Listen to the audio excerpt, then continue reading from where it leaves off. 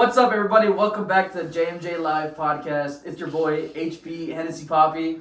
Join with me as always, Uncle Bobby motherfucking B. Yes, sir. Hey, we're back. We're back after a year hiatus.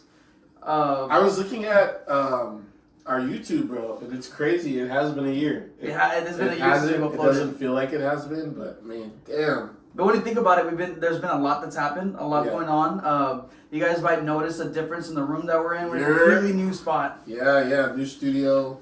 Just fucking look at it. It's definitely dope. So I'm excited.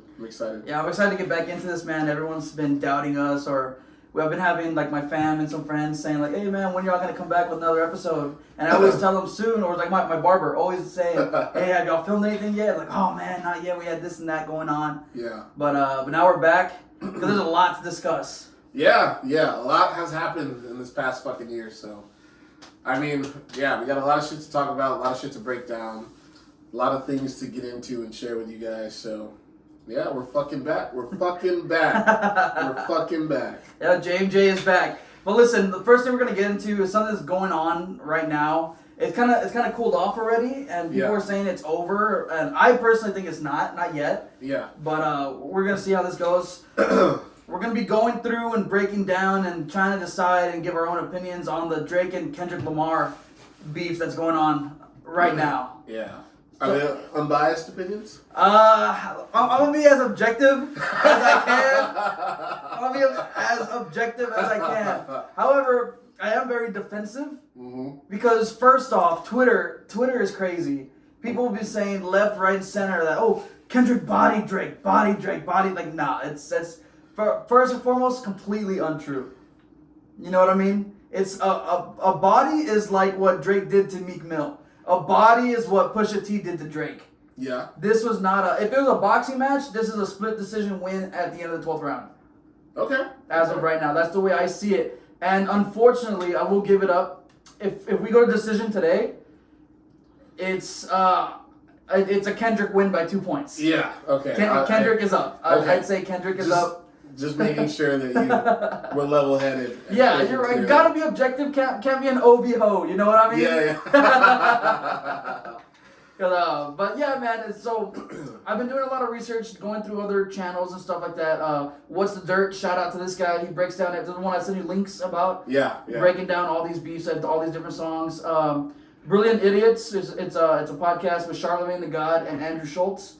Which Charlamagne is a huge Drake hater, and he's one of the few people I've seen actually defending him. Wow. In the beef, which tells me, if a Drake hater is saying it ain't a knockout, it ain't a knockout. Yeah. You know what I mean? Because he's known as like a day one Drake hater. Yeah.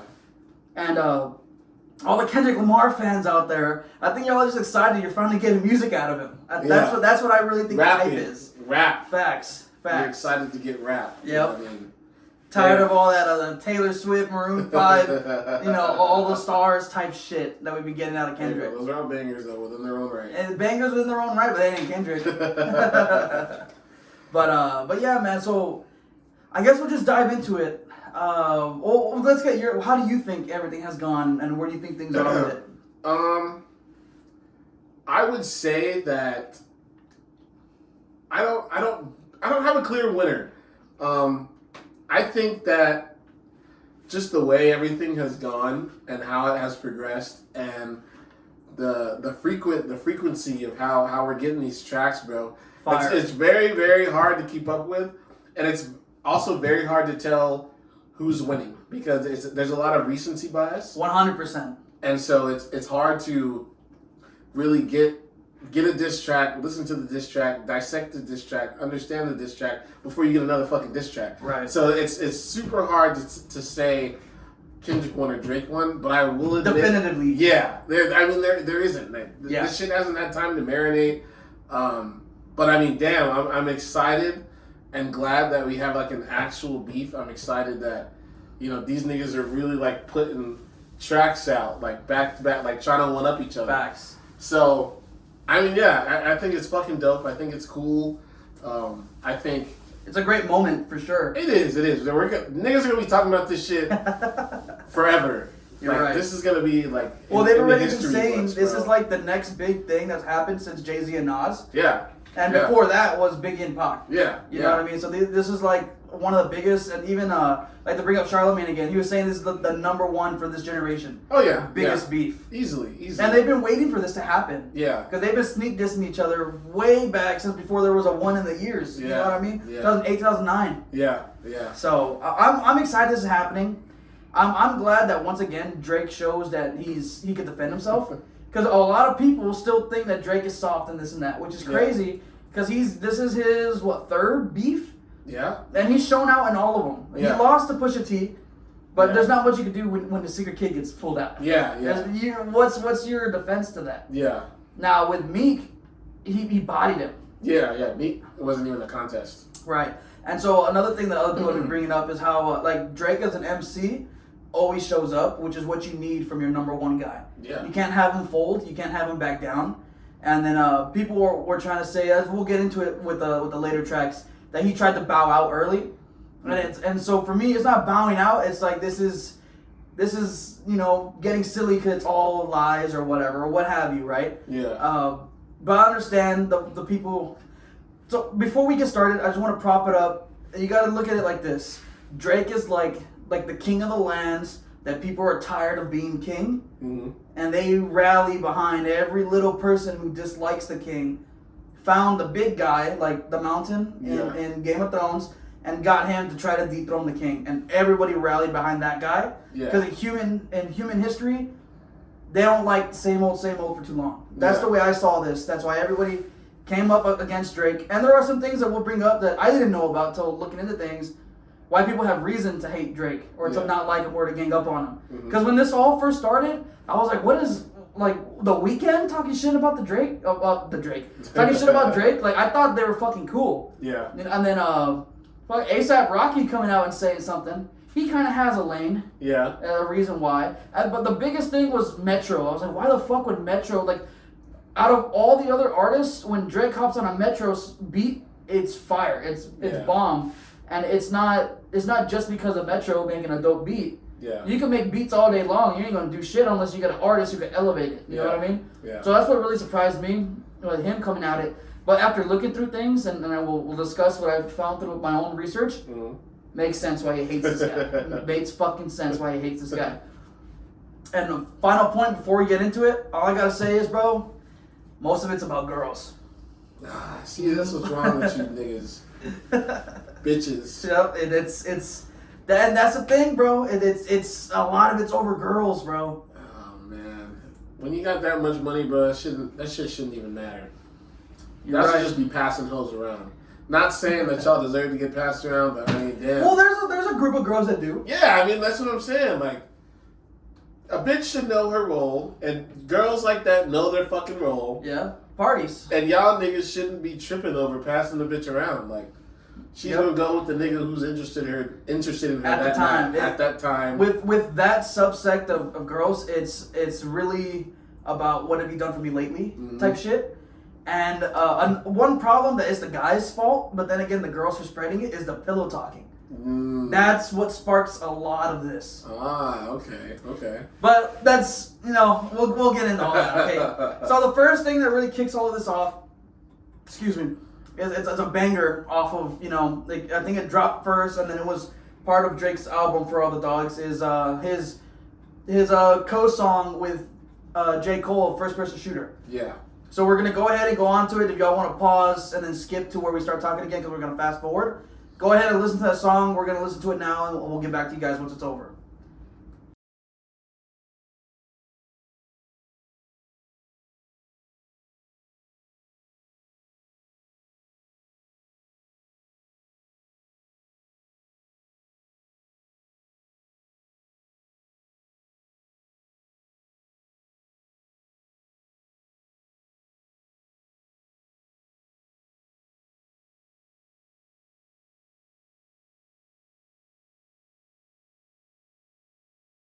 All right, so we just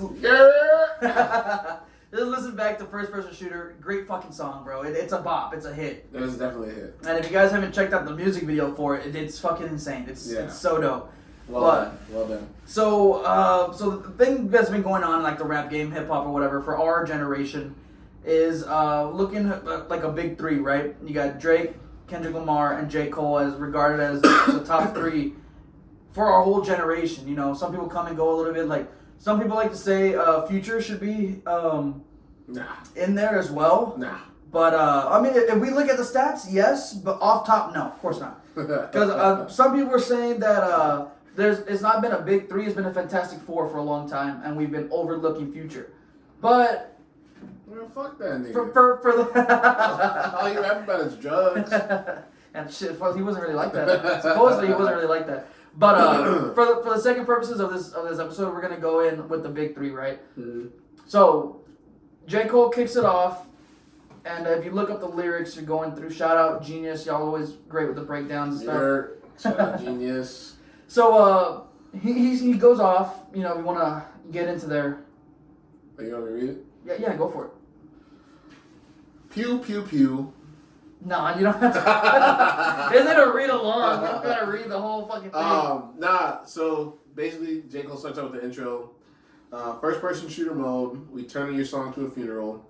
To the niggas that say they want off us, you better be talking about working in cubicles.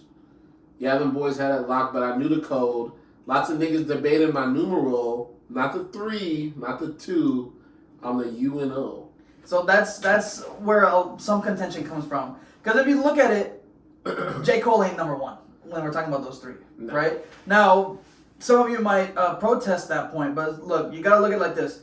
There's the Kendrick fans who think he's number one. Right. The Cole fans who think he's number one. The Drake fans who think he's number one. Yeah. So what really wins in like those stalemates when you have camp versus camp, it's the casuals in between. Right. And those are made up of the people who make, you know, the numbers for the streams and record sales and all that. Mm-hmm. Kendrick is number 3. I mean, no, not Kendrick. J. Cole is number 3 when it comes to them. Streams, sales, and all that. Yeah.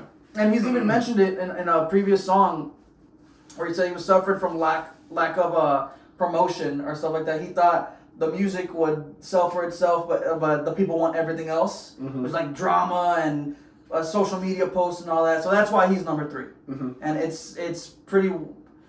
Well, as we get further in, it's like solidified. He's never going to be 2 or 1. Yeah. Right. Right. So then he goes on, and he makes a bar. So, scroll down a little bit, where he says. You staying on Cole's verse? No, yeah, on Cole where he says the part about is it K Dot, is it Aubrey or me? Yeah. Right there. Love when they argue the hardest MC, is it K Dot, Aubrey or me? And he says we the big 3, like we started a league, but right now I feel like I'm Muhammad Ali. So that's him again saying there's a big 3, but guess what? I'm number 1. I'm number 1, which we all know it's not. Yeah. That ain't the case, right? Yeah. Then so he's what I heard of what really set Kendrick off, or what made him want to hop on what's next, is Cole mentioning there's a big 3, there's a big 3, there's a big 3. And then he goes off and saying the Spider-Man meme is me looking at Drake, which is completely cutting Kendrick off of that conversation. Yeah. You know what I mean? Yeah. And so for someone who's highly competitive like Kendrick is, yeah, and me as well, I would have taken that personally. Right. It's like, oh, we're a big 3, we're a big 3. Actually, no, it's just me and him, and you ain't in it. Yeah. That's kind of how you got to look at it, the way he takes it, right? Or was J. Cole referring to the Spider-Verse? What are you talking about? Because you remember at that post-credit scene in Spider-Verse, yeah, where Miguel goes back in time and there's 3 of them. Well, what's your angle? Because there's 3. He's not cutting Kendrick out because there's 3 Spider-Men. Right. Oh, okay. Oh, I get that. But in the song, he is cutting them out. He says the Spider-Man meme is me looking at Drake. Well, yeah, but did he really mean that though? I mean, I don't know. Kendrick would take it like he did. I mean, yeah, Kendrick obviously. And as Kendrick has little man syndrome though, bro. I mean, you're not wrong. Dude's 5'6", he has little nigga syndrome, like. Yeah. So. But at the same time, I also feel like he's saying that he's number 1 throughout the song, and Drake is on the song, and Drake isn't taking it personally either. But he's included in the song though. I know, but I mean, he's like we said, he said throughout. Yeah, there's a big 3, but I'm number 1. Yeah, and everyone's gonna say I'm number 1. Yeah, exactly. So I just don't understand. I guess not to say that like J. Cole isn't cutting Kendrick out, or like this is what started or whatever. Right. But I mean, like Drake has room to be upset too if he really wanted to. Yeah. And they're on the fucking song together. So I mean, right.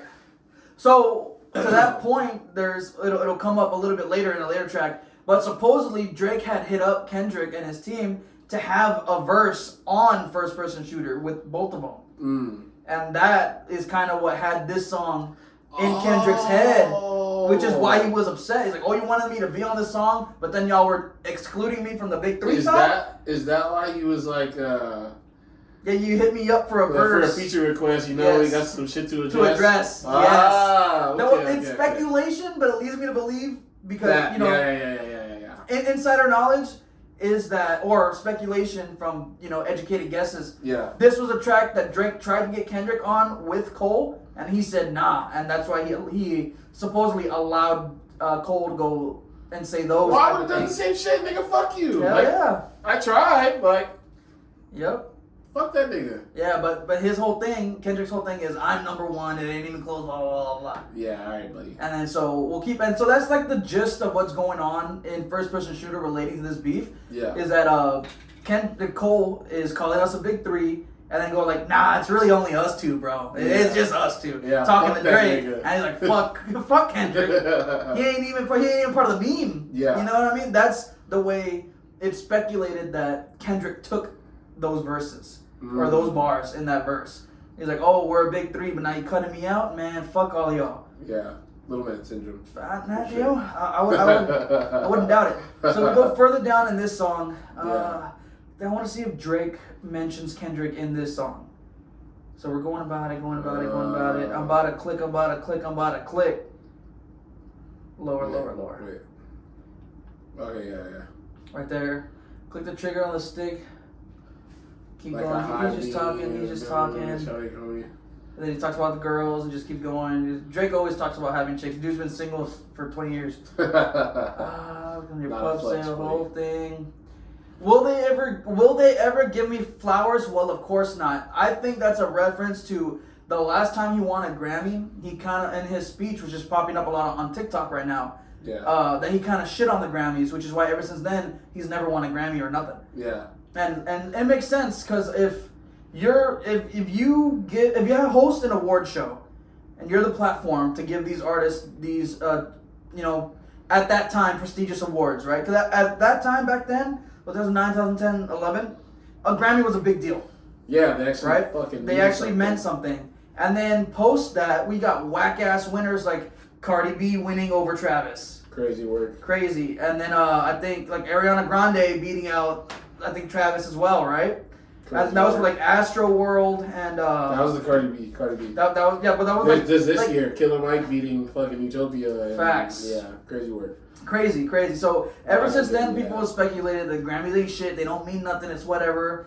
And that comes on later because Kendrick, if you look stat for stat, Kendrick gets more Grammys and stuff after 2011. Yeah. And he starts really outselling everybody. Because they snubbed his ass when fucking Macklemore won that Grammy over him. And then after, I think, Damn came out, which was like 2015, 16. Yeah. And then for 2017 on, when it comes to awards that quote-unquote matter, Kendrick gets all of them. Yeah. And when he drops. He only drops like every fucking 4 years. You know what I mean? Yeah. But, so that's the thing with this going on. And then go further down, because I was about to give me the flowers. We said something about the crown. Or go up a little bit more. Pictures of naked pictures of small things. Oh, yeah. Right there, the boy. Okay, right there. They don't want to. Oh, no. Will they ever give me flowers? Well, of course not. They don't want to have that talk because it's a sore spot. It's bringing up the whole, like. Because I've always looked at Drake like LeBron. Best stats all around. Never wins the award. Why? Crazy. Yeah. There should have been, like, LeBron should have had, like, 6 MVPs. Yeah. League MVPs. You know what I mean? That's based off of stats. But nobody wants to see the same guy win. So they start giving it to other people, right? Yeah. So that's what I think has happened in the music game with Drake. He had won so much, he's constantly on top of the charts. Everything he drops goes, gold, at least, platinum, whatever. Yeah. Breaks streaming records every single time he drops, right? How is that guy not winning awards every year? You know, explain. Feel free to explain that in the comments. Right? I know your brother's homeboys and all that have their own little opinions about music and shit. Yeah, shout out Matt. This is where you talk that shit, man. Yeah, that shit, quote unquote. Yeah, right. Bias as hell. Anyway, nah, shout out Matt. He's a cool dude. But they don't want to have that talk because it's a sore spot.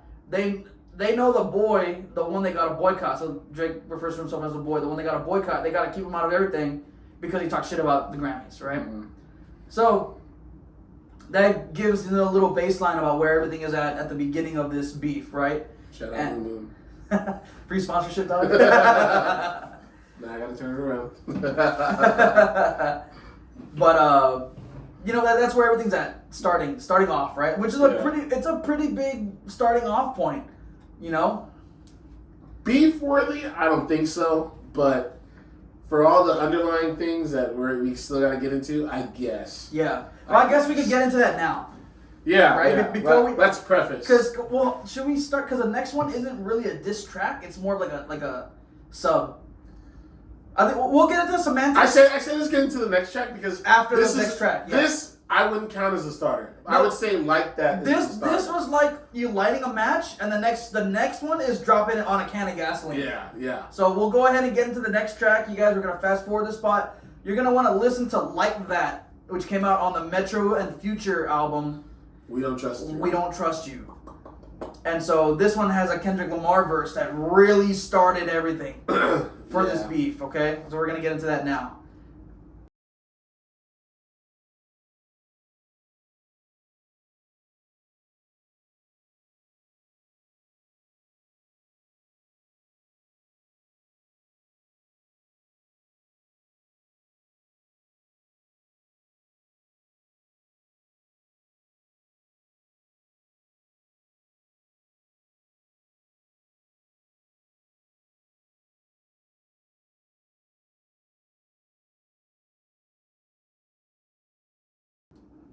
All right, we're back. Wang. Leland Wayne.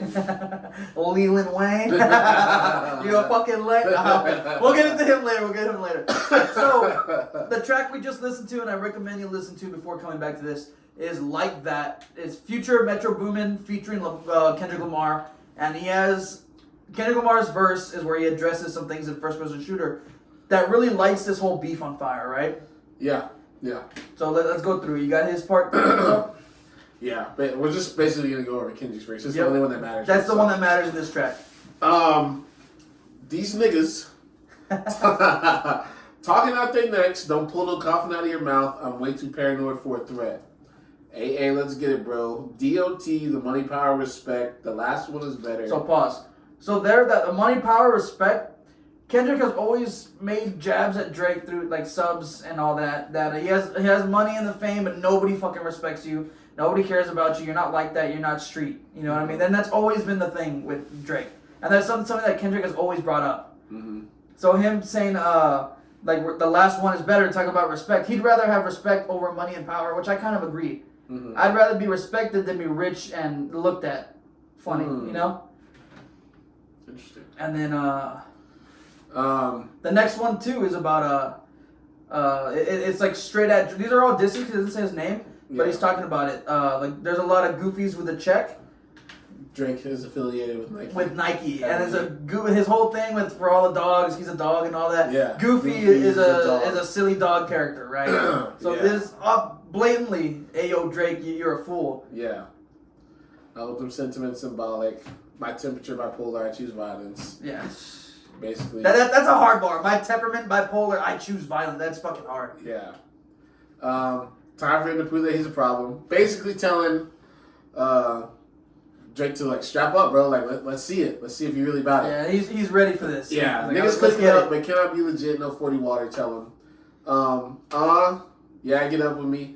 Fuck sneak dissing first person shooter. I hope they came with 3 switches. So he's coming straight now. It goes from subs to he's going at both Drake and J. Cole. Literally name dropped their song. Said fuck sneak dissing right after that. Like, there's no mistaking I'm talking to you niggas. Yep. I hope they came with 3 switches. I crashed out like fuck rap. Diss Melly Mel if I had to. Got 2 T's with me. I'm snatching chains and burning tattoos. It's up.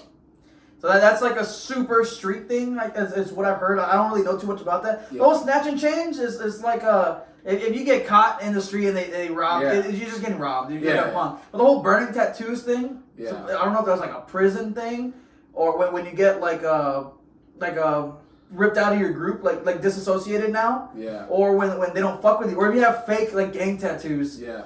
And they get it off your skin, like literally burning them off you. So that's what he's saying. Because that gets addressed in one of Drake's things. The one with the AI. Yeah. So that specific line, snatching chains and burning tattoos, it gets addressed like blatantly. So that's what I think it stands for, which kind of makes sense because Kendrick is like looked at to be a lot more street, coming from Compton and all that. Yeah. So and then it goes on. Lots of many soldiers must play safe. Not to play it safe. If you walk around with that stick, it ain't Andre 3K. Shout out Andre 3000. Well, there's a song called Stick with J. Cole in it. Oh, shit. And he says, what does he say?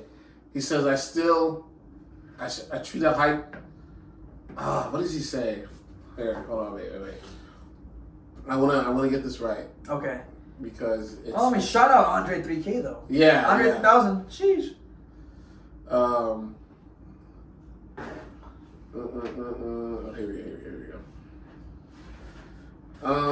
Here we go. So he says, let's see.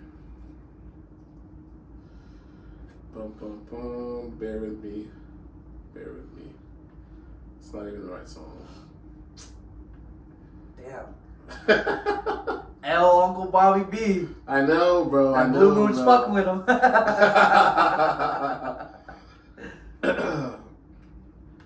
No, but it's gonna make sense because you'll understand. All right. You'll understand. All right, Yeah, because if you walk around with that stick, if you walk around with guns on you, it ain't Andre 3K. I wonder what that means. Well, if you click it, it'll show you the explanation, won't it? Well, yeah, but I mean... Or highlight it? Yeah. But I don't think it's gonna pull up the verse. Kendrick references legend Andre 3000 received attention online for being spotted carrying and playing a flute. Oh, so he's making fun. It's like you walk around that stick and he don't be playing around. Like if you run into Kendrick Lamar on the streets, he's got that thing on him. Yeah. Okay, so that's what he's referring to. Okay. Yeah. So this is what J. Cole says in the song "Stick" with his Dreamville crew.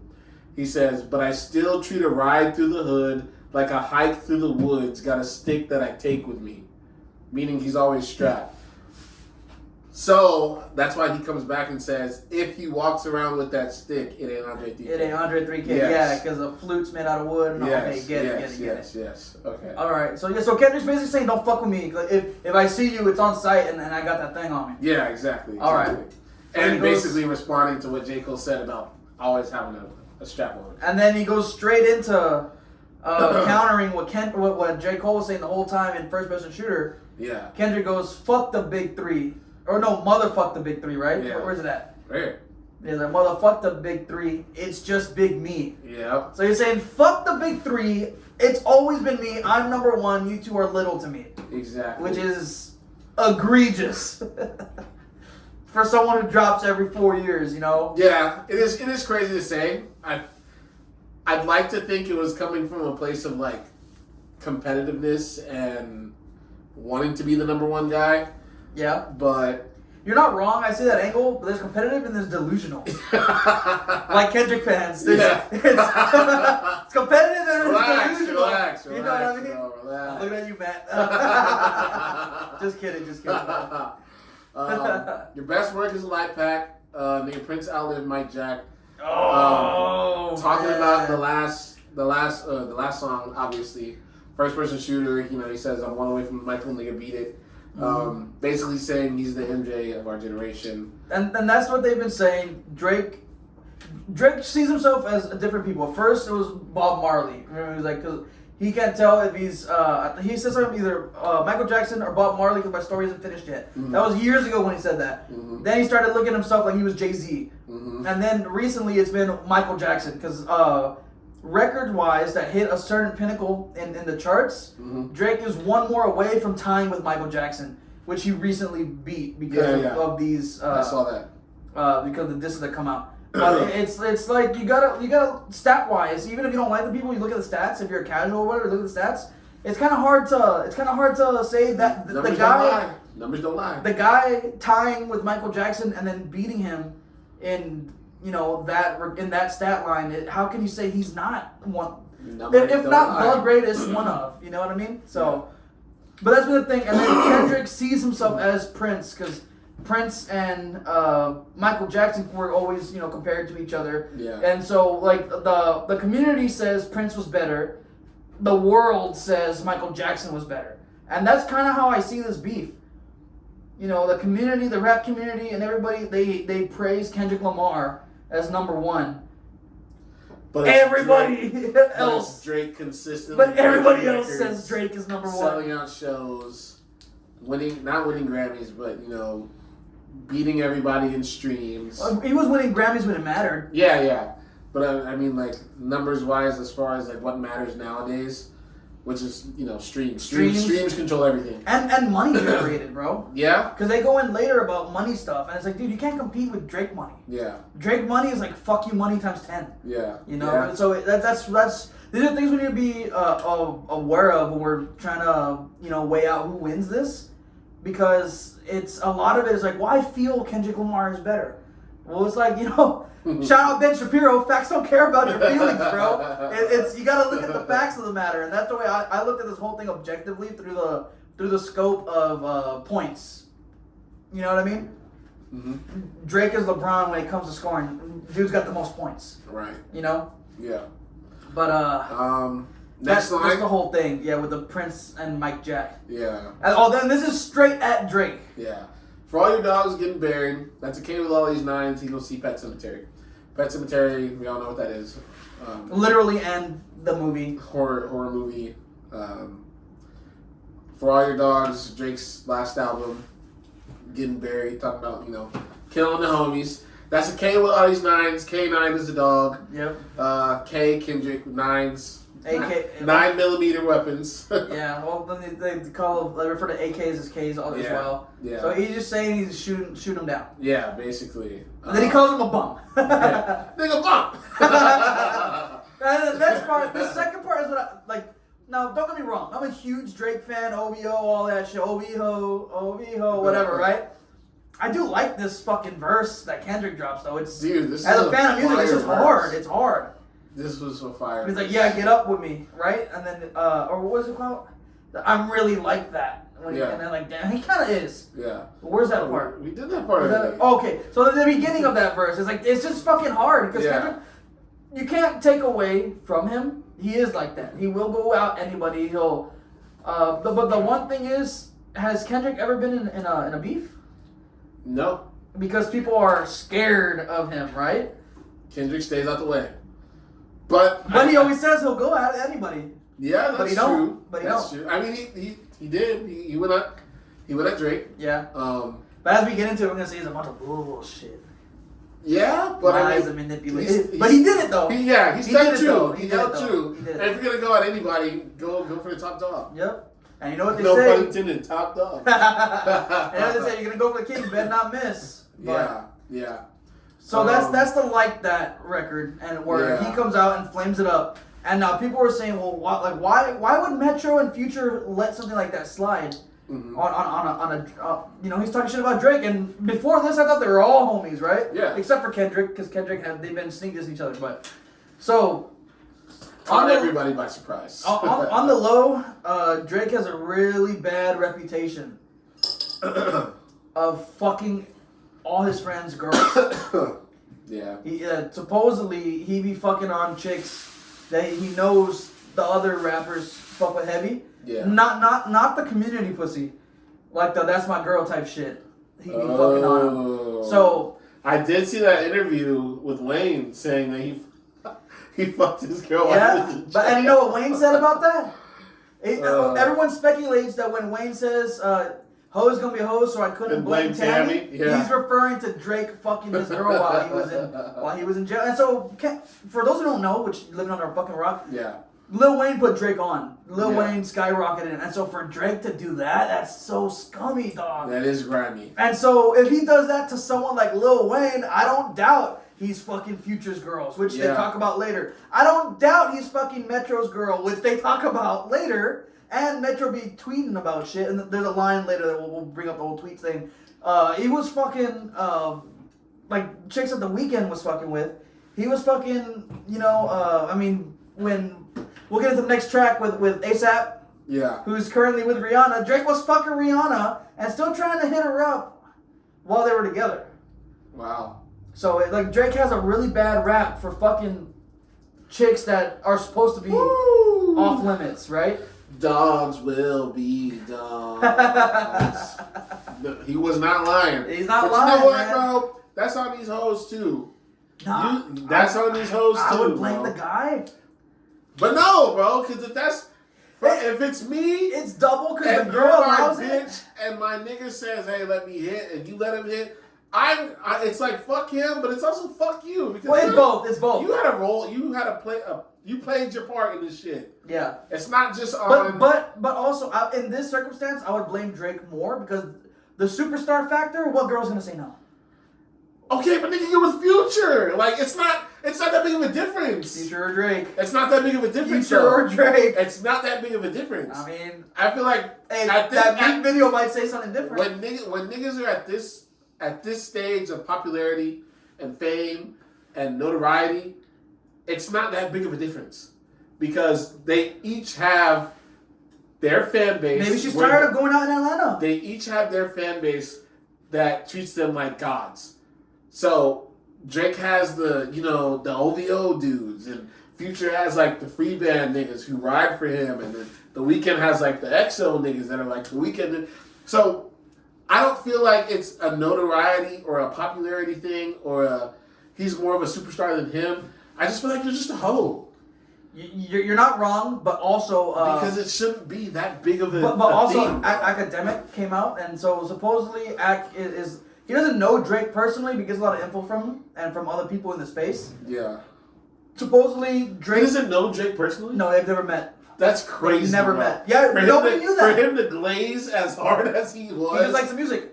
But they've never met in person. Crazy. They've never met in person. And so we'll talk about that later when Kendrick mentions that he's compromised. But we'll get there. That's crazy. When we get there. But so supposedly, well, not supposedly, I believe it.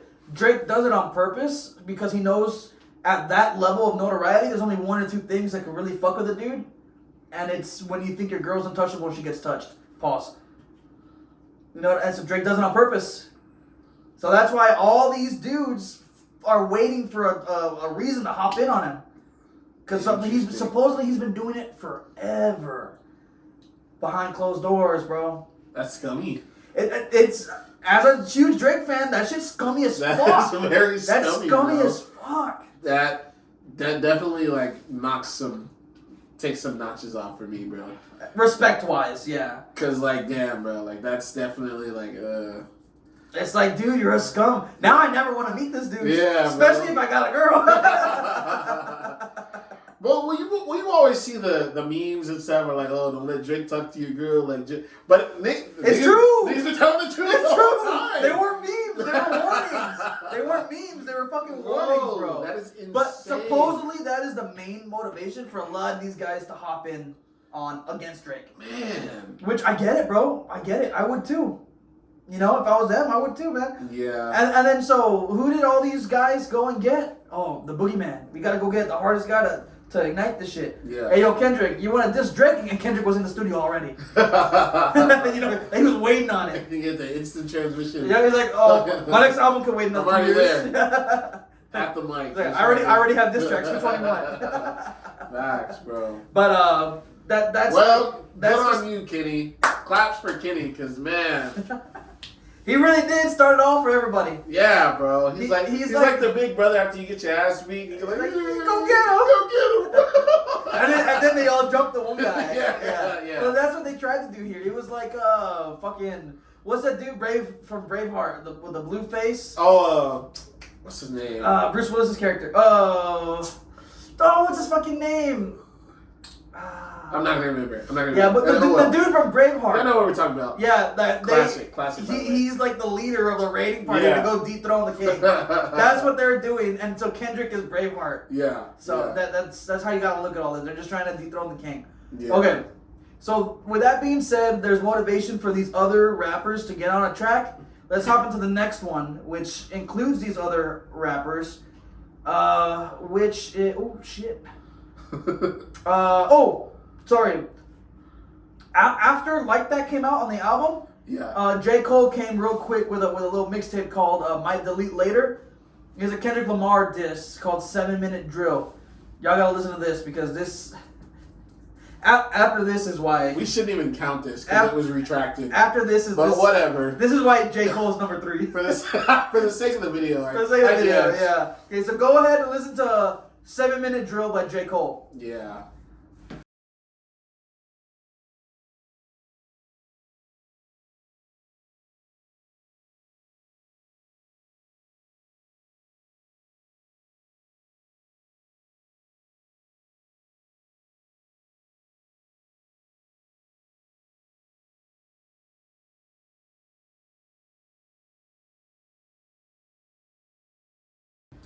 It was basically over. Yeah. Alright, so if y'all just listen to the 7 Minute Drill by J. Cole, the reason I bring it up, I say it's important. You might protest this a little bit, bro. But he brings up certain things that I think are important to keep in mind when we're going forward and judging the rest of the diss tracks, right? Mm-hmm. I think one of the first things he says that really caught up is where he says, came up in the Ville, came up off of raps, not controversies. Where's that part? Well, I mean, this is relevant too, bro. Like he's like, what does he say here? Came up in the Ville, so I'm good with still attention. doing shows. It fell off like The Simpsons. Your first shit was a classic. Your last shit was. Oh yeah. Pause. So when Kendrick Lamar first started coming out, you know what the meme was? His music sounds good. His shows live are trash. You remember when they were saying that about Kendrick when he first started, bro? I think I do, but that was so long ago. But so this was, I think, when we were in high school still. Yeah. And he had gone. I want to say in South Padre. I forgot what it was called. They have like a summer show over there, and Kendrick Lamar was there, and he was performing live. But he's not a good live performance at the time. Yeah. So that's what they're coming up. He came off of shows, and what did he say? He's still doing shows, but fell off like The Simpsons. Yeah, and then you can read this part. This part is what you really gotta listen to because it's kind of fucking true. Your first shit was classic. Your last shit was tragic. Your second shit put niggas to sleep, but they gassed it. Your third shit was massive, and that was your prime. I was trailing right behind you, and I just now hit mine. Okay, so we'll go back to the first thing he says. Your first shit was classic, which is Good Kid, Mad City. Yeah. Fucking great album, right? I think it is good. And then your third, what was it? Your second shit? Wait, no. To sleep. No, your last shit was Tragic, which is Mr. Morale and the Big Steppers. Ass. Maybe 2 or 3 good songs, maybe. But it didn't sell well, didn't do well, didn't have good streams. And then he says second shit, put, to sleep. But they gassed to Pimp a Butterfly. Was not that good. It had like I disagree. It had like 3 songs. I got that shit on the wall, bro. But that shit was fire. Okay, name 3 songs. That shit was fire. Name 3 songs. Hood Politics. How much a dollar costs? And I'll give All Right. All Right, yeah. I'll give All Right is the one that stands out to me. But even then, it ain't all that good. I love that album. Oh, so you're one of the guys who gassed it. Okay, that's fine. I'm not gassing it. That is a great album, bro. No, I'm just saying you fell into that category. No, I'm not gassing it. That shit was amazing. It didn't win nothing. It didn't break records. Okay, but in the hood, so you're guessing it. In the hood, that shit gets played. And then those are shit gets played. Those are the who that guessed it. Thank you very much. Okay, your third shit was massive, and that was your prime. Damn was fucking amazing. I remember me and my roommate Carlos, my current roommate. We were dorm buddies at the time in college, and we waited for it to come out, and we listened to it driving around the city. And dude, the first time we listened to Damn, start to finish, I also have that vinyl. Fucking great. Amazing album. Amazing album. Very good. And I mean, that was his prime, bro. Because after that, he did the soundtrack for Black Panther, which was also fucking phenomenal. Also amazing. And like, dude, that was when that's the first time also he outsold Drake and outstreamed Drake. Damn. First time. Wow. I think it came out in 2015, and then all the records and stuff were calculated and judged in 2016. And from then on, for like a year or two, he was outdoing Drake. Wow. But it was only for that bubble of time. Interesting. You know what I mean? So that's where people started like, oh, well, Drake is better than, Kendrick's better than Drake, blah, blah, blah. Wow. And I get it, and I agree, because Damn is phenomenal. Damn is like... nothing was outbeating Damn that year. No, nothing. And Damn is like... Drake has so many albums. There's the one where it's like with the gold, with like Marvin's Room and all that. Take Care. Also up there. Yeah, like Damn is like Kendrick Lamar's Take Care. Really? I would say so, because like Take Care is what a lot of the casuals say is Drake's best project. I would say Damn is like Kendrick's, or Damn is like Drake's Nothing Was the Same. That's another one. Yeah, Nothing Was the Same was great. For me. But Nothing Was the Same had a lot of features. So that's why they compare it to Take Care. Damn? No. Damn doesn't really have any feature. I think he had one or two. Yeah, he had the one same or thing two. with Take Care. Okay. So that's why they compare those two. But yes. and then Take Care has a lot of features. Nah, It has Janae, Rick Ross, Andre 3000, Lil Wayne, The Weeknd. Take Care has a lot of. Are you sure? Yes, bro. Janae's on From Time. Oh no, wait, not Janae. That's not. Rick Ross is on. What's that song? It's like my favorite song off that album. I can't think of it. Lord knows. Lord knows. But at the end, okay. I guess it has a feature because he has a verse, right? But like, Yes. just if Lil Wayne and Andre. I don't think that, but he doesn't have a credited feature on there. He should. They have whole verses, bro. I don't think I don't think he's credited as a feature. He should. They have whole verses. I don't think Lil Wayne has a credited feature either. Okay, well. But anyway, we'll leave it. So they compare those two albums. Crew Love's on there. Yeah, but that was more like him putting him on. It wasn't like, hey, can I get a feature from you? Whatever niggas want to call it. Regardless, okay, yeah. That's a fucking feature, but whatever. I'm just saying. And then J. Cole goes into, he was trailing behind him, and now he's hitting his prime, and then now he says he's in a comfortable lead, which no, you're not, J. Cole. Yeah. And you're about to put yourself in third place forever. So keep going down. Now I'm in front of the line with a comfortable lead. How ironic. As soon as I got it, now he wants something with me. Mm-hmm. Because we had mentioned how Cole says that he came up on raps, not controversies, right? Mm-hmm. So now that J. Cole is quote unquote big enough to get some clout off of, that's not my words, that's what they're saying online. That's when Kendrick wants to come at him. Mm-hmm. Like when he has something to gain from it now, right? Right. Yeah, he goes down. Funny thing about it, I don't even want the prestige. Fuck the Grammys, because them crackers ain't done nothing for me. Which is, it's the truth. Nobody gives a fuck about the Grammys anymore. Same slander about the Grammys. Yep, same slander about the Grammys. And just to reiterate my point, Take Care has hella features, bro. I was not tweaking, bro. I can't see. Shot for Me. Okay, not that. Wait, is that the right album? Yes, bro. It's Take Care. The one that I'm thinking of. That's Take Care. Well, relax. I'm trying to. Yeah, Take Care has hella features. That's what I was like. Show me the track list. No, not the track list. The pictures of all the albums. Cause I thought it was that one, but I guess it's not. Which one are you thinking of? Like, what does it look like? I thought it was that one. I thought it was one with the gold. When he was holding the gold shit and it was the background. Just look at his album covers. Yeah, it might have been. Yeah, that's Take Care. This one? No, the one with the red. Oh, that's you're thinking it's a mixtape or something like that. Yeah, you're thinking of You know which one I'm talking about, right? That one maybe? No. That's Thank Me Later? No. Nah, bro. Where's the one that you could thank me now? That album. That's Thank Me Later. Yeah, they might be that one that they're comparing it to. But either way, they're just saying the biggest that he's ever been versus the biggest Drake has ever been, which is kind of like hard to say because Drake is big every time he drops. He's big every time he drops. But that's what they tried to compare it to. One of those, right? Mm-hmm. So getting back to J. Cole before we skip this because he just completely bows out of it. He says he came off raps, not controversies. Now Kendrick wants a problem with J. Cole because now he's big enough to get clout off of it, right? Yeah. And that's basically the whole thing with this 7-minute drill. That he comes at Kendrick for a drop. We get a heart verse every 30 months. or something. Which is kind of true. If he wasn't dissing them, we wouldn't be discussing them. And that's a big fucking point. Because Kendrick has always... When did Kendrick first, like, oh shit, he's on the scene? Big Sean's Control. And what did he do on that verse? Name dropped everybody and said, I'm coming for y'all. And I'm going to murder y'all. And I'm going to take your spot. Yeah. And then what happens? We get like 4 years. Man, bro, I wish J. Cole would have stuck with this. 4 years and now. Because this is fucking good. I'm not gonna lie. I listened to this diss one time because right when he put it up, bro, like what? The next day he went on stage. Yeah, the next day or 2 days later it was taken down. So I never revisited it. But now that I'm looking at the lyrics now, I'm like, damn, bro, he kind of smoked this. He did. I wish he would have kept this. So what had happened was this dropped. And then he had his Dreamville event.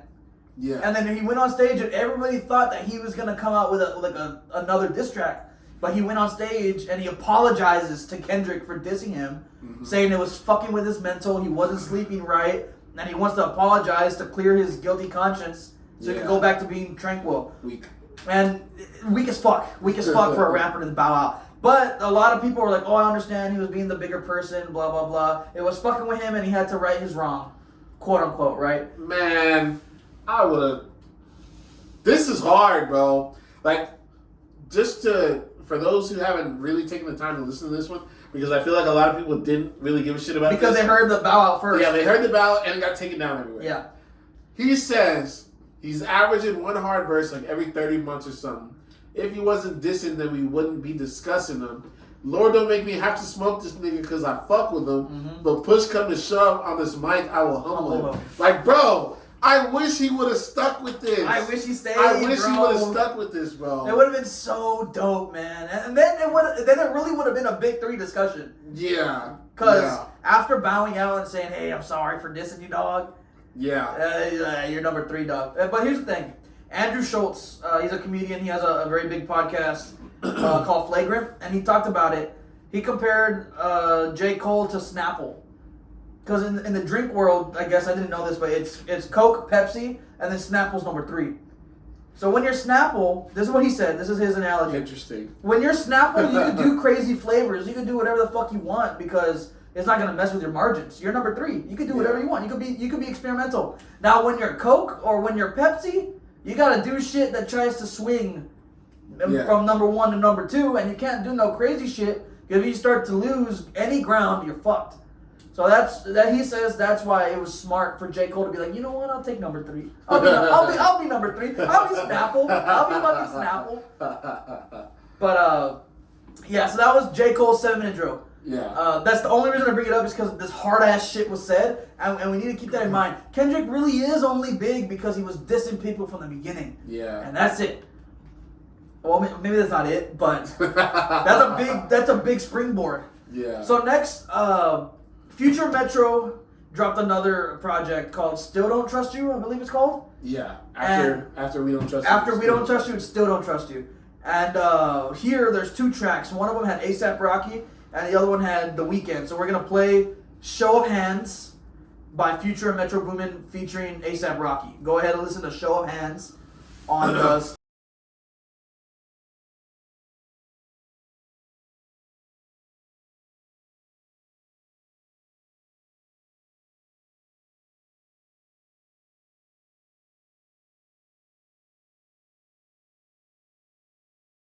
All right, so after listening to Show of Hands, you go through and what's the meat and potatoes of this is just Rocky's. Yeah, Rocky's it's like 2 verse. lines from A$AP. Yeah, from A$AP Rocky. Yeah, go for it. Call Up Pluto Metro should have put me on the first one. Talking about the first one, he's referring to Like That. The first diss track Like That. Also the first album because this is the second album. Yeah. Niggas swear they bitch the baddest. I just bagged the worst one. Talking about Rihanna. She is quote unquote the baddest in the game. Cap. Who you like, Bobby Alcoff? Love white women, but not that one. No, yeah, she a weird looking. Yeah. I'm sorry, tangent. Go ahead. Go ahead. Niggas in their feeling of a woman, what? You heard her, son? I smashed before you birthed, son. Flacco hit it first, son. Okay, pause. So that line, they hurt, and they're in the feelings over women. Are you hurt or something? That's funny because that's the reason the other guys are in it, not Drake. Drake's not mad over women. Yeah. Because Drake's fucking everybody's girls. And then he goes on to say, what? Is you heard or something? And then he says, I smashed before you birthed, son. Flacco hit it first, son. who's he talking about there? What we just said. He's talking about... Well, you tell the people. Okay. They're not going to hear what we were talking about earlier. Okay. So we know Drake has a son, obviously. Porn star is the mom. Sophie knows better. That's her name. I never cared to look her up. Sophie or something like that. That's her name on social media. If you want to look her up. Definitely like a 6'5". So right here, basically, Flacco is saying that I smashed before you birthed your son. Yep. Flacco hit it first, son. Basically, he's saying that he was fucking Sophie before Drake got pregnant. So his whole thing, he's trying to harp on the fact that, like, in these days, a lot of rappers are like, oh, I fucked your baby mama. Yeah. But it's usually after the fact. Yeah. He's flexing on it before Drake was with her. Yeah. Which doesn't Like, who mean gives a fuck? shit. It doesn't Who mean gives a fuck? shit. Yeah, and then so keep that mind, keep that line in mind because this Write that down, circles write that down. write that down. This circles back to one of Drake's disses later on, just dunking on ASAP. Like, why would he even say anything? Yeah. And if he's gonna say something hard, not this stupid shit. Yeah. Yeah. It's so lame. It's like, oh yeah, your girlfriend was with me before she was your girlfriend. Congrats, kiddo. Yeah. No one gives a fuck. I really want to say what Drake says later, but we'll get there. We'll get there. We'll wait. Alright. So yeah, next track. Okay, so the next track is on the same album as Show of Hands. It's called All to Myself. And this is where The Weeknd has something to say regarding Drake.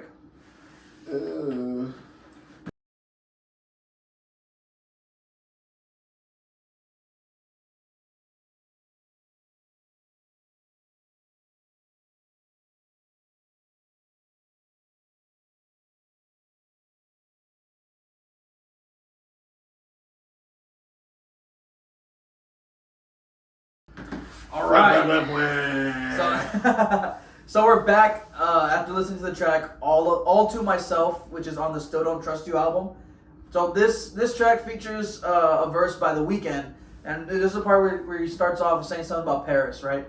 So you listen down, and it's really good if you're pulling up the lyrics while you're listening to these things, so you can kind of lock into what we're talking about here. So he goes in, and the biggest show in Paris. You singing it the loudest. You singing it the loudest. You always be the baddest. Promise that I got your back. You'll never be in danger. Promise nothing will happen. These niggas always yapping. And I promise that I got your back. So that's all just part of the song. Yeah. And then right here's where he goes, they could never diss my brothers, baby, which is his friends. EXO. Yeah. When they got leaks in their operation. So he's speaking about OVO. Yeah. He's saying they got moles, they got leaks, they're getting info from his. This is where all that starts. The whole we're getting info from your team. And then he's like they got when they got leaks in the operation. Thank God I never signed my life away. So a big problem that Drake has with The Weeknd is back when the Crew came out, he promoted The Weeknd into the starlight, bro, like huge, just like he did for Kendrick. When he first took him out of the underground and blew him up, he put him on. Yep. And then The Weeknd was rumored to sign with OVO, and fucking didn't. He pulled out, signing out. I thought he did. He didn't. Until this became a thing. Yep. Because I always thought it was like OVO, EXO. OVO, EXO was a huge thing for a long time. Yeah. And everybody thought that was like a new group. I thought it was like a subsidiary of OVO. Of OVO. Yeah. No, bro. That's insane. It was never solidified. It was never a thing. Not only that, bro, but he gave The Weeknd 2 tracks. Because he was on Crew Love, and then he was on fucking Good Ones Go. He did his little singing shit. Yeah. So that's crazy for a nigga to fucking lob you up, lob your career up, and then you're like, fuck you. And he's like, no, I'm gonna take it out and shoot a 3. Yeah. Like, fuck your assist. After you got on. God, and you're like, God damn, niggas, they really fuck with me. Yeah. So I can do this on my own. Yeah. Nah, I'm gonna do my own thing. Like, no, dude, for real. So Drake was like, hey, bro, I'm gonna put you on, sign my shit, we gonna take over the world. And then he goes, nah, I'm gonna do it. That's crazy, bro. That's perfect. But if you didn't know this, you would have never known they had. If it was me, I would have had a problem with them too. He's like, bro, that is crazy because they're seen a lot together. Like in Reminder, Because they're Drake, both from Drake is in Toronto. the music video. They're both Canada guys. Well, yeah, but I mean, you think if it was that big of a deal, like that would like stick. They probably save face because they make hella money. That's true. But they probably didn't hang out with each other after. Yeah. It was probably all just PR shit to sell money. To make money. You know what I mean? We're selling money. Money. Shout out Cash Crabs, bro. Hey, remember that was a moment? That was like a whole thing during last summer. People wanted to sign Cash Crabs to Fuck the label, bro. Shout out Cash Crabs. A.O. Odlin. My guy. But no, so if y'all try to get into the mindset of where Drake and his label was at, I would have been pissed, bro. I put you on, and you were making it seem like we were gonna sign, and then you're like, nah, man, I'm not gonna sign with y'all. For real, bro. So, and then he's going back and saying, oh, I'm glad I didn't sign my life away to y'all, because y'all fucking suck, or y'all like as if they were gonna try 360 the weekend. Facts. Come bro. on. You would have made a lot more money, bro. Hell yeah, you would have a lot bigger, that's for sure. And then you can go for that part. Oh yeah, they shooters making TikToks, got us laughing in the Lambo. I promise that I got your back. What's the dude's name? Baka. Oh, okay. Baka Not Nice. He's talking about Baka Not Nice making TikToks. He's supposedly the shooter of OVO. Or at least the guy who gets the shooters shooting. Yeah. Yeah, because the big gun, basically. Yeah. Like the mob boss, because Drake always says he's mob affiliated and stuff like that. Yeah. He's like the boss of the enforcers. Yeah. And so they're making fun of him for posting TikToks and looking goofy or whatever, and they're laughing at him. Yeah. But it's like everybody got social media, bro. Like it is what it is. Yeah. Sure, that's funny that they're making fun of him, but it's not hard. Yeah. It's not hard. Yeah. I give it a 2. Yeah. So R&B dudes, y'all can't really diss, bro. Nah, they can't. It doesn't sound hard when you're Because like, at first he's singing and you're vibing, and then he's like, singing this one. This shooter's making TikToks. Like, God's laughing in the Lambo. Like, bro, you're fucking lame. And I promise that I got your back. I wouldn't trust The Weeknd to have my back after he snaked OVO. Fuck that dude. Yeah. But so the past 2 tracks were just to show up, basically the hit list. Because stuff we're not able to show anymore because it's gone. But throughout the whole time, Rick Ross was poking fun at Drake on Instagram. God. And talking shit, just saying stupid stuff. So saying just stupid shit about Drake on Instagram the whole time. Yeah. Saying Drizzy's a white boy, he got a BBL, his abs are gone, all this nose stuff. This will come up in Rick Ross's track, but it didn't happen yet because they're going chronologically. Yeah. So all this was just preface setting up the hit list that Drake goes in on Push-Ups, which is like the first diss track. This is because he says names in this. This is his response. So we're gonna pull up. If you haven't listened to it, go pull up. I don't know how you haven't listened to it at this point. But Push-Ups by Drake. This is a straight up diss track. Goes at Future, Metro, Kendrick, The Weeknd, A$AP Rocky, The Weeknd's friends, The Weeknd's manager, and Rick Ross. I'm pretty sure that was a whole hit list. But there's a lot of fucking people, right? Yeah. So keep in mind, Drake. So they said a good Charlamagne put it this: Drake had his hand on all those guys. And swinging at Kendrick with his other hand. That's how the whole fight was going. Yeah. And if you want to envision it as a fight, that's how you got to look at it. Basically. Drake is holding back all these guys while he's throwing blows with Kendrick Lamar. And the whole time, Kendrick Lamar has both hands swinging, and all his other friends are trying to kick him. Yeah. That's how you have to look at this fight. So go ahead, play Push-Ups, and we'll get back with y'all.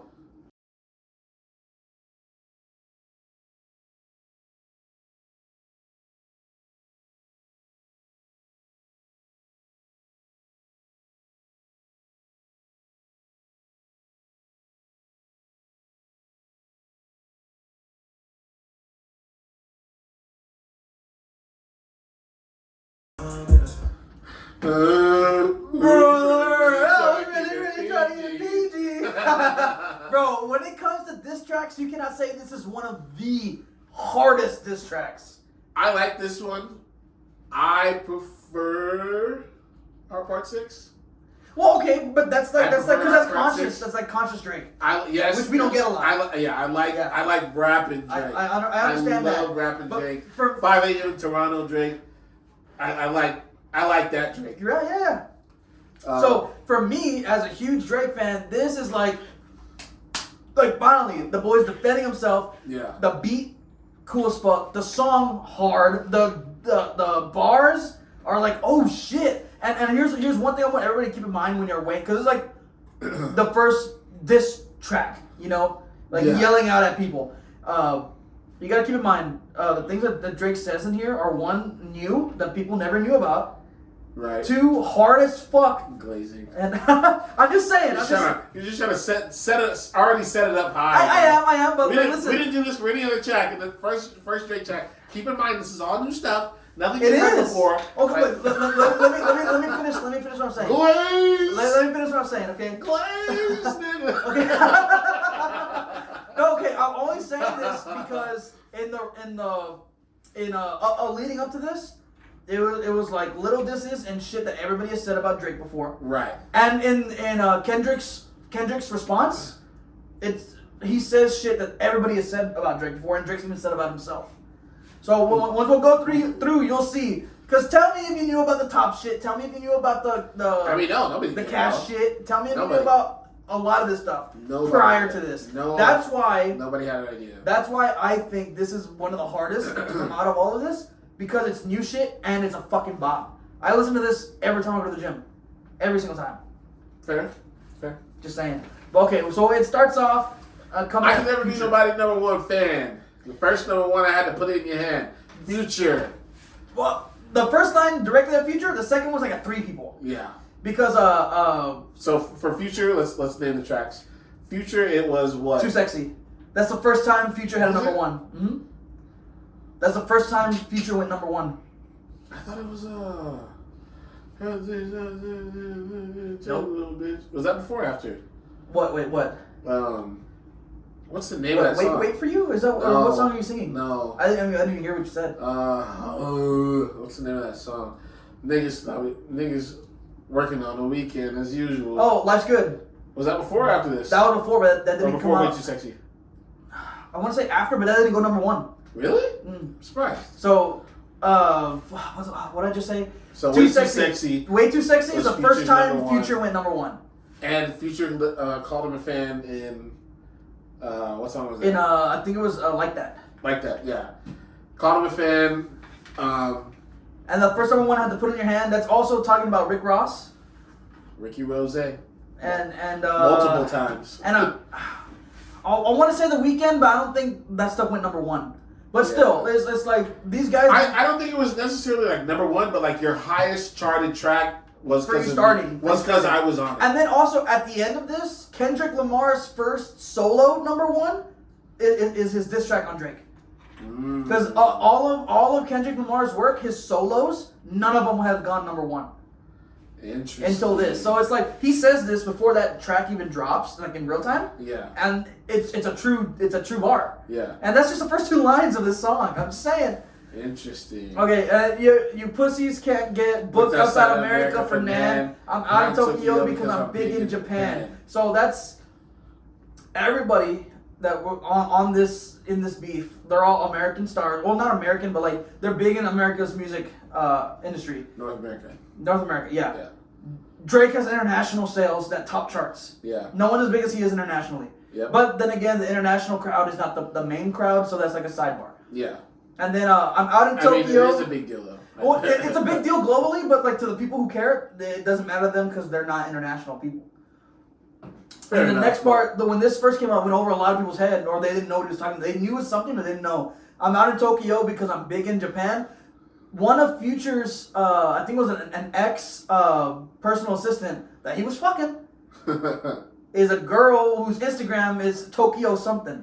And Drake, like I said earlier, he has a bad habit of fucking dudes' girls. That was out in Tokyo. Yep. I'm out in Tokyo because shit. Yeah, bro. I'm saying. Shit. So. Damn. So Tokyo, that girl, is supposedly was one of Future's untouchables. Yeah. And Drake fucked her. Damn. But I don't know if Future knew that or not. Then he goes, I'm the hitmaker on the pin though. Backstage in my city, it was friend zone. Backstage in my city, it was friend zone. That's talking about Kendrick and The Weeknd. I mean, when Drake first took Kendrick on tour, they went through Toronto and stuff like that, and he brought him on tour and introduced.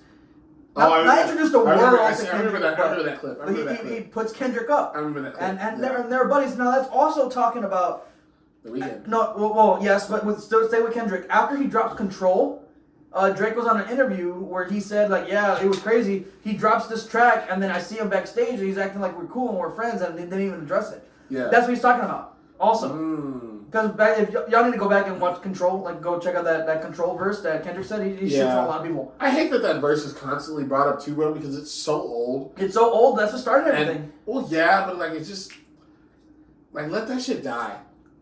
Like that was before. I agree. That was before y'all are who y'all are now. Yep. Like let that shit go. I completely agree. The only one who was big at that time was Drake. Exactly.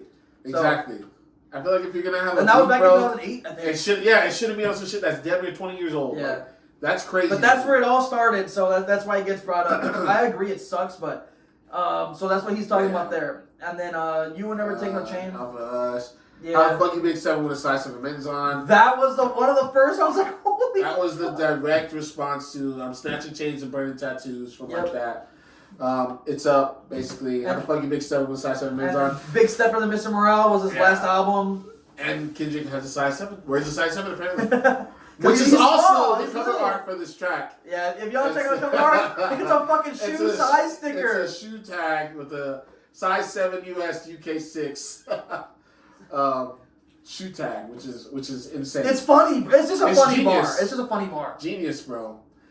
And then this the Bard with the bite, nigga. What's up? I know my picture on the wall when you cook up. So because in his picture in all the studios, like the big studios or whatever, if you're an artist who records something in that studio and it goes gold or whatever, they put up the plaque of like, oh, this song was created here. Drake has so many that in like almost every major studio, his shit's up there, bro. Yep. So he's like, yeah, I bet y'all looking at that shit and get mad because you see me everywhere. You fucking go. Extortion baby, whole career you been shook up because Top told you drop and give me 50 like some push-ups. Basically, Kendrick's been being extorted his entire career because Top Dog signed him to this ridiculous deal. Yeah, Top Dog is like the manager, the one who signed him up and everything. And he's CEO of TDE? Yes. Yeah. If not, he's on the board. Yeah. But it's like, you know the whole meme that Drewski's doing with it could have been the whole 360 deal that'll fuck you over? This is real life. Top Dog was fucking over Kendrick Lamar because when you're a new up and coming artist, you want the bag. You want the upfront bag. Sir. Yeah. But not to Kendrick's defense, all new artists get fucked in their first deal. Yeah. Drake got fucked in his first deal, which comes up later on. That when Kendrick brings that up. But it was known at the time that Drake he puts it out there. That's why he dropped like more live and touring all that real quick to get out of his deal. Yeah. But that's later on. So that's what they're talking about. Because I never knew Kendrick's whole sign up deal and all that until this come out, and then I looked into it and I was like, holy shit, he was kind of getting fucked. Yeah. It was like 50% of everything he did went straight to the label, and that's without ticket sales, merch, everything like that, bro. Mm-hmm. Which fucking sucks because Kendrick Lamar did blow up. Yeah, he did numbers. So yeah, so a lot of niggas got rich off of Kendrick. A lot of niggas got rich off of Kendrick. Facts. In TDE. Yep. Your last one bricked. You really not know shit. They make excuses for you because they hate to see me lit. And that's calling back to the whole Grammy thing. Yeah. And like Drake never wins anything because they don't want to see him lit no more. Yeah. Which is fucking lame. And also further saying that Mr. Morale and the Big 7 was shit. This is like the third time we've mentioned that. I was the first diss track. Bro, yeah. Like everybody shits on that album because it was shit. Facts. You really know that shit. Yeah. And then, like you said, they make excuses for you because they hate to see you lit. What you were saying before about niggas not wanting to see number one be number one for so long. Yep. It basically just reiterating that. Yep. They make excuses for you and say, you're a lot better than you are. It wasn't that bad. It was okay. He can do better. He's experimenting. It's not for you because you're not on his. They like to throw that word out there a lot for Kendrick. He's trying new things. He's experimenting. Oh, but then they get mad at Drake for making a Spanish song. Yeah. Afro beats. Yeah. They get mad at Drake for experimenting. Club music, dance music, house music. They make excuses for you because they hate to see me lit. They just don't want to see Drake win. Right. Facts. Pull your contract because we got to see the split. The way you doing splits, bitch, your pants might rip. Might rip. That's just making fun of him for a bad deal. Yeah, basically. You better do that motherfucking show inside the Biddy. Maroon 5 need a verse, you better make it witty. Then we need a verse for the Swifties. Toxic, got you better come and get it.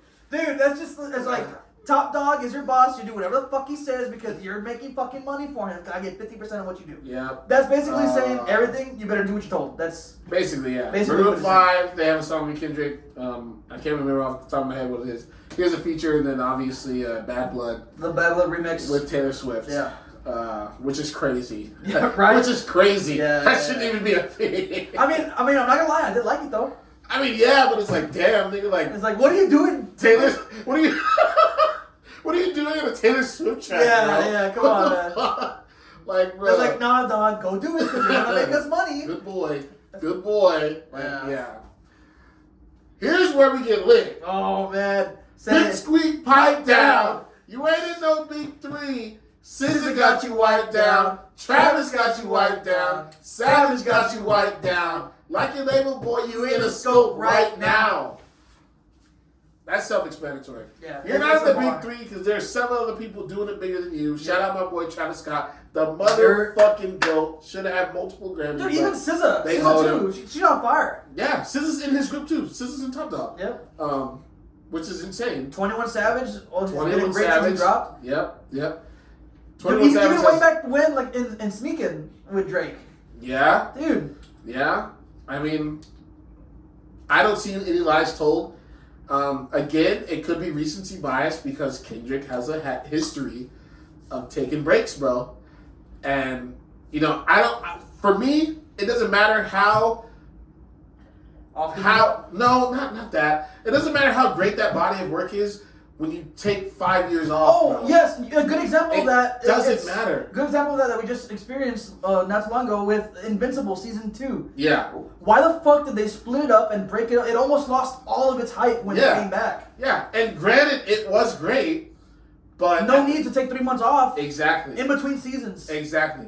And people are always going to harp on that, bro. Yep. It doesn't matter how good it is. People are always going to be like, well, damn, nigga, it took you this long. I've got 2, 3 21 Savage albums I could listen to.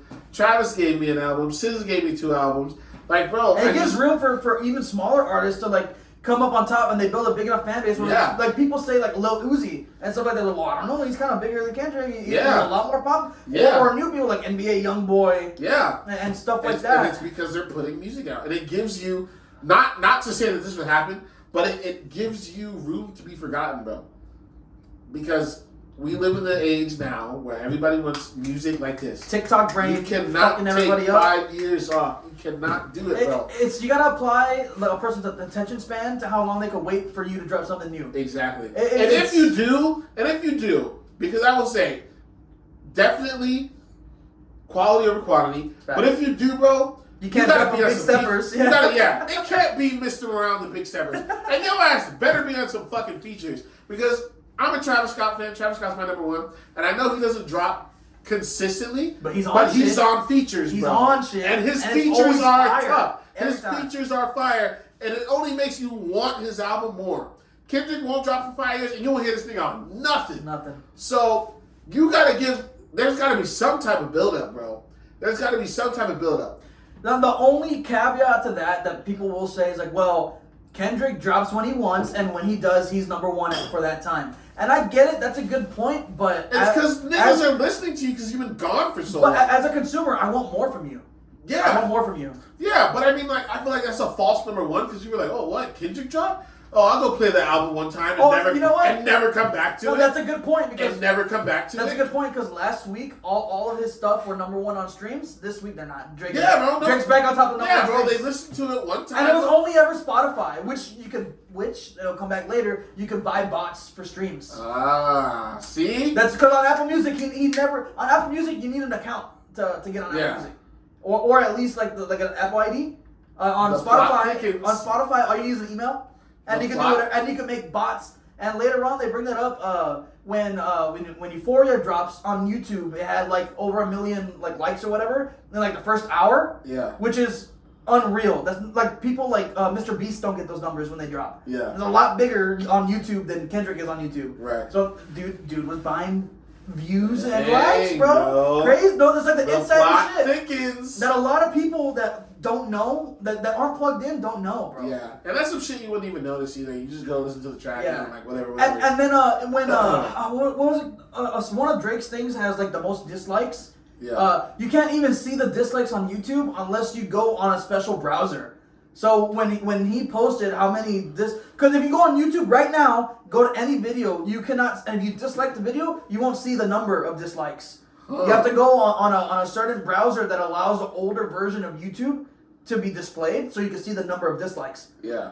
So when Kendrick's team puts out that he has all these dislikes and the things, like, dude, they're obviously plugged into all the secret internet shit. From y'all, yes, bro. dude. So they were botting likes and views and shit like that. But that's that's one of those things that only certain people will care about. Yeah. But let's continue with what I say with my favorite diss track. A couple more tracks, bro. Like your label, what Uniscope right now. Interscope, blah blah blah. You don't feel the aftermath of what I write down at the top of the mountain, so you type now. Just to have a talk with your ass, I had to hype down. Big difference between Mike then and Mike now. So that's another back thing to the Mike and Prince thing. Mike was big. He was big, but an unfortunate thing when it comes to art, music, and all that, everybody blows up even more after they pass away. Yeah. Unfortunately, and that's what he's talking about there. Mike is a lot bigger now because of the internet and streams and being a lot more people can listen to Michael Jackson music. Yeah. He's bigger now than he was then, statistically. Yeah. And it's like with Pop Smoke. I never even heard of him until after he died. Then I listened to his music. His music was fire. But that's what he's talking about there. Big difference between Mike then and Mike now. What the fuck is this, a 20v1? That's funny. And then the next part. That's what you got from that? The biggest difference between Mike then and Mike now? Yeah, what are you thinking? Because I'm thinking, he said Prince outlived Mike Jack. Mm-hmm.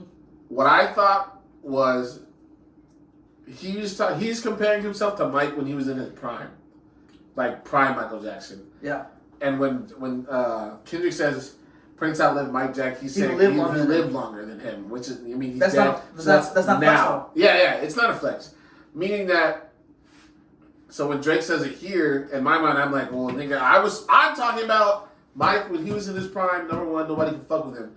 Not when he died, obviously. Well, no. I'm just saying it's a double entendre. It means more than one thing. Yeah. I know. Because what you're saying is that's the face value. Yeah. Like obvious, yes, of course. Yeah. And then the next part. You can say that part. What the fuck is this, a 20v1, nigga? This part right here. What's a prince to a king? He's a son, nigga. Now, technically, plainly speaking, yes. The son of a king is the prince. This is also referring to Michael Jackson, the king of pop, and Prince. Now, what else? Michael Jackson's son is named Prince. Prince, yeah. So that's a triple entendre. Yeah. But they say Drake Prince can't rap. Jackson. But Drake can't rap. Glaze. I'm just saying. Drake Get can't more rap, love in the city that you from, nigga. That's a reach. Yeah, I mean, I don't like.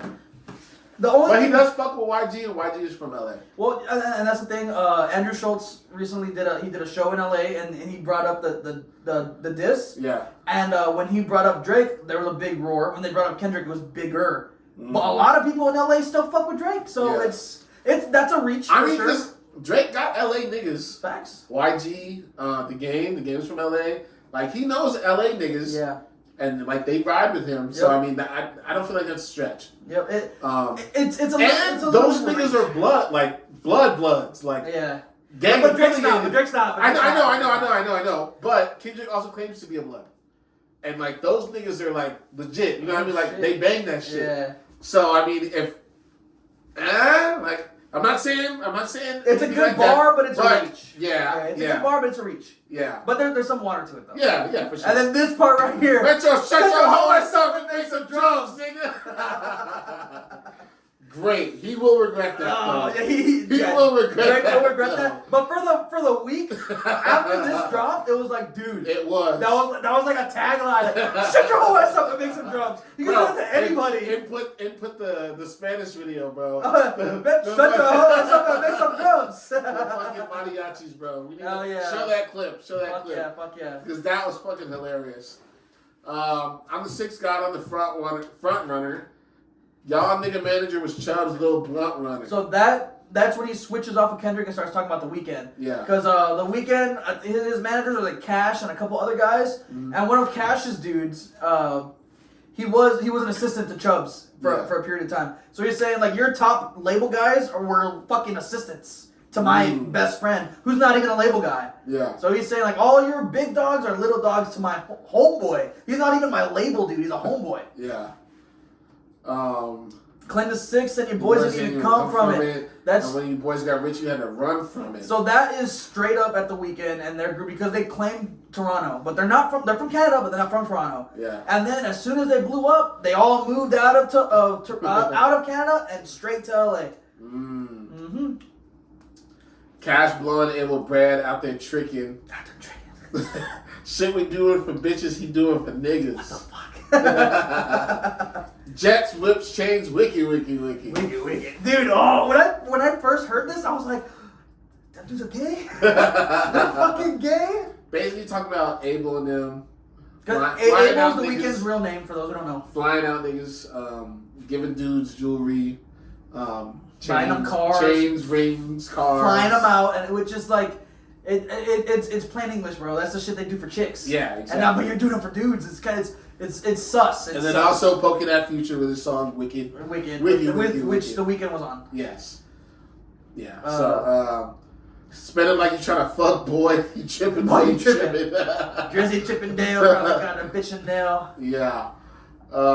That's just referencing like Chippendale, the little chipmunks, that they're always outsmarting that dog. Yeah. He's like, I'm smarter than you guys. I'm tricking you. Yeah. Which is a prelude to what happens later when he tricks them. Okay, and then Rolling Loud stage, y'all were turned. That was sick as hell. Shit'll probably change if your BM start to kiss and tell. He starts talking about Future there because he has Future's known for having a lot of baby mamas and almost as bad as Nick Cannon. Yeah. You know, a lot of fucking kids, a lot of different women. And there's one of his baby mama's initials is BM. It's like Brianna something or something like that. And supposedly Drake had gotten dirt on him or whatever from her because he was fucking his baby mama. That's how you flex on fucking a baby mama after they've had the kid, not before. Crazy. So a lot of people didn't know that. That's why he was. That's a Future line. He's going at. Well, yeah, because he says the Chippendale line. Yep. Future calls himself Pluto. Yeah. So yeah, the dog. Outsmarting Pluto. Yep. Yeah. So yeah, talking about Future, baby moms. Should have probably changed. Yeah. Should have probably changed your name. Try to take yourself. We just talked about that. Husband kisses man. Don't tell me about no switches. I'll be rocking every fucking chain I own next visit. Hey. Going back to the thing Kendrick said about snatching chains and shit. Like, yep. Let me see you take all of them off. Yep. I'll be with some bodyguards like Whitney. Top say, drop your little midget ass. Better fucking. Hey, drop me 50. So.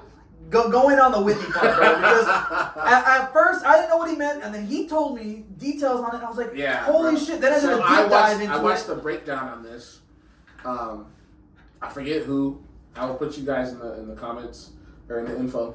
But so yeah, obviously, if you're our age, you know what the Bodyguard is. Whitney Houston, big movie, and I will always love you type shit.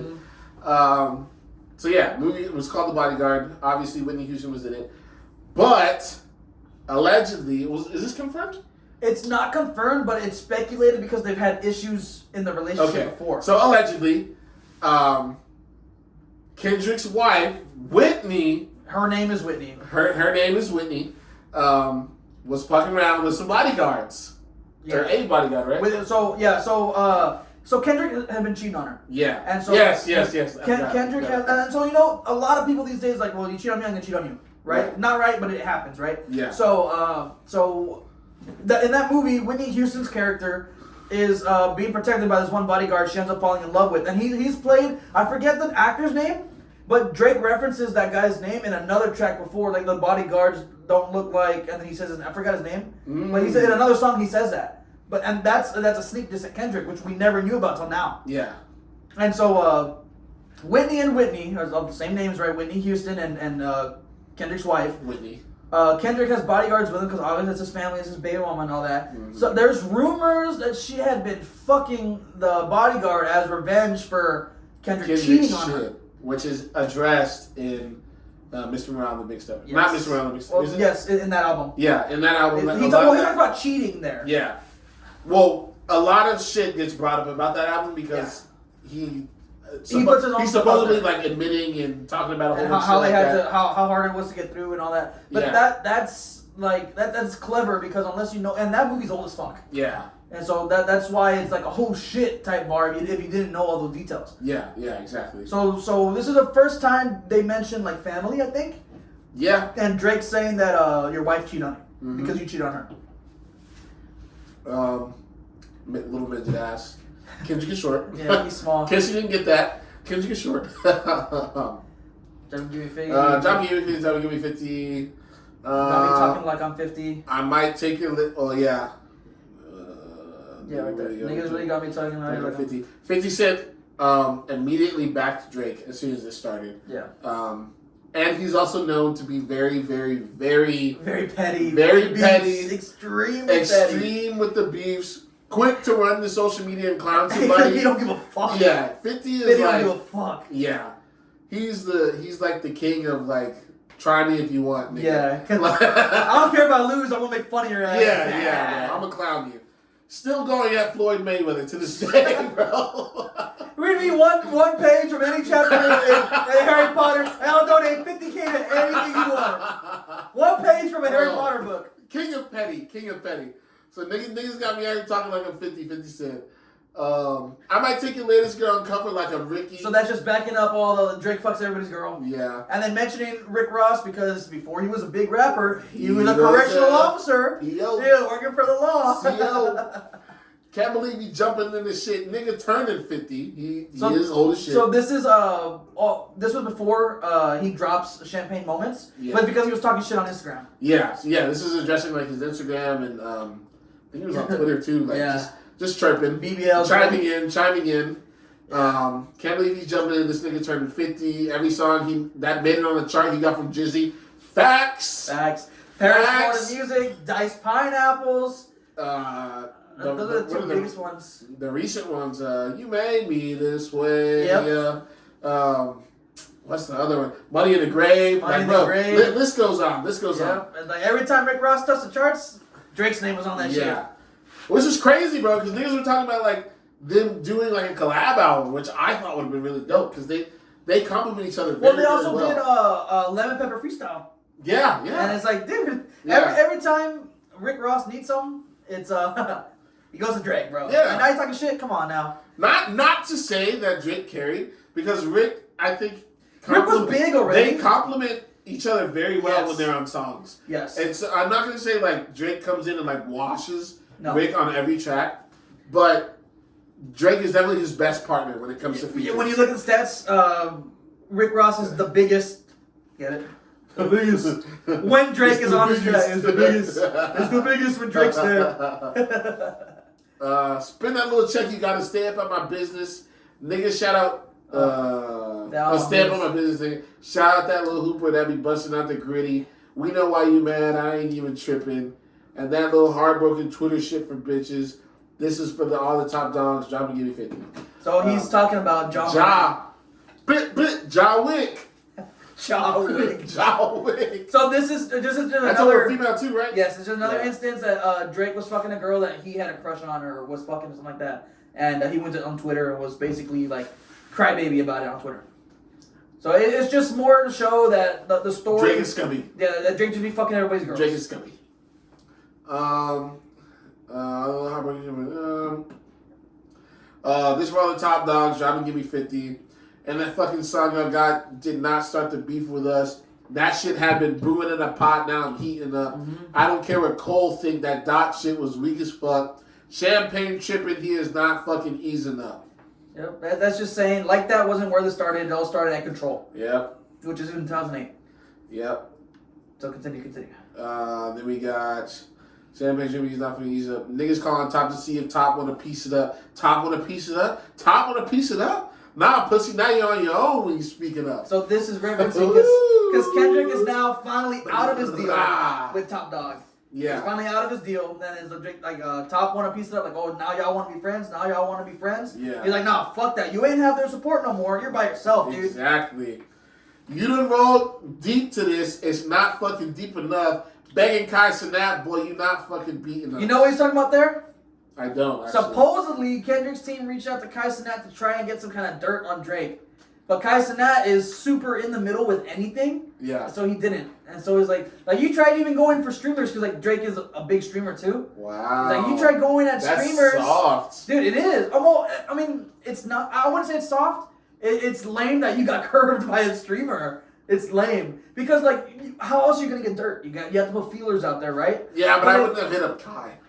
Yeah, I wouldn't have either. Because that's someone big. Yeah, because that's someone big. Yeah, because that nigga's gonna tell that you tried. And you know what? And it was done by Kendrick's team because like everybody who's not a celebrity would choose to be friends with Drake over Kendrick Lamar. You just get so much more out of that, right? Yeah. You get more clout out of it. So why would you even try that angle? Yeah.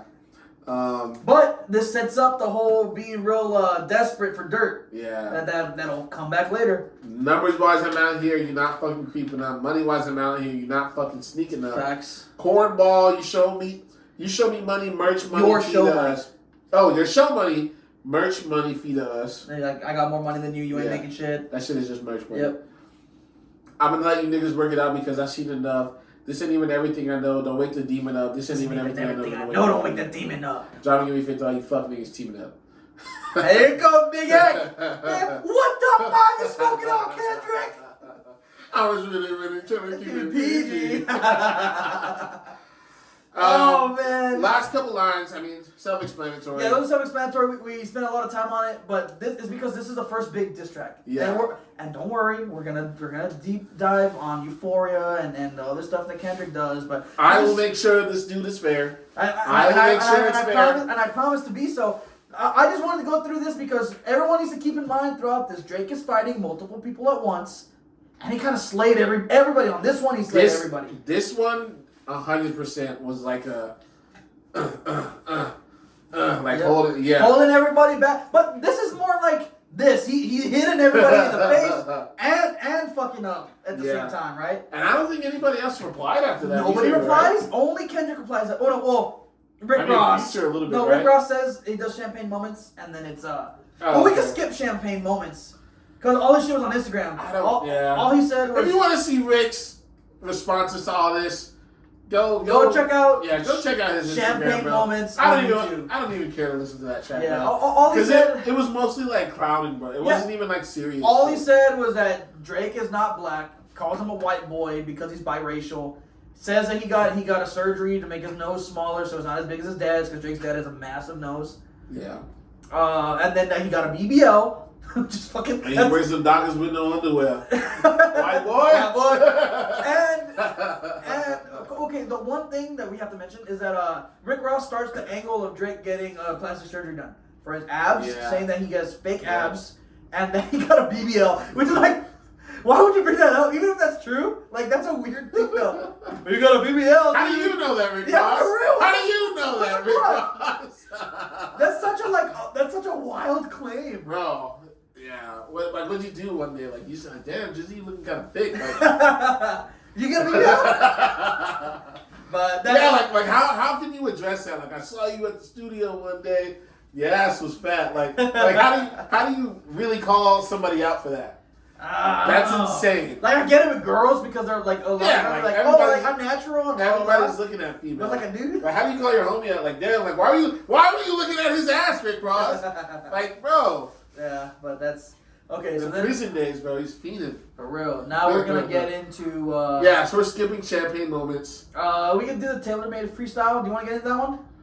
I never listened to it, so this would be. Taylor Made. Okay, look at the lyrics and read along while they go. Taylor Made Freestyle. It gets pulled down because he uses AI for Tupac and Snoop Dogg, which I'm assuming like their legal team like, hey bro, you gotta take this off. Yeah. But it's still relevant because of what he says. So go for it, and I'm gonna check the camera real quick. Yeah. So go listen to Taylor Made Freestyle. Yeah.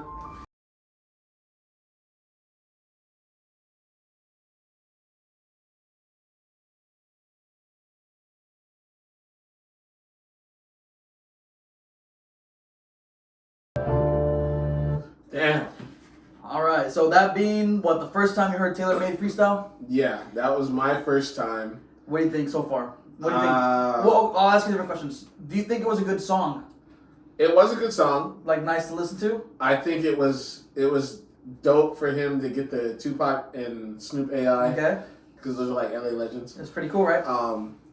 Yeah, bro. It wasn't too much of a diss, but it was more like what's up, nigga? Like, where you at? Where you at? Yeah, because like, I'm ready. So we got to do a timeline here. First was the Shooter comes out, and I think a couple months later is when that album drops. So you can't blame Kendrick on the time for that. Yeah.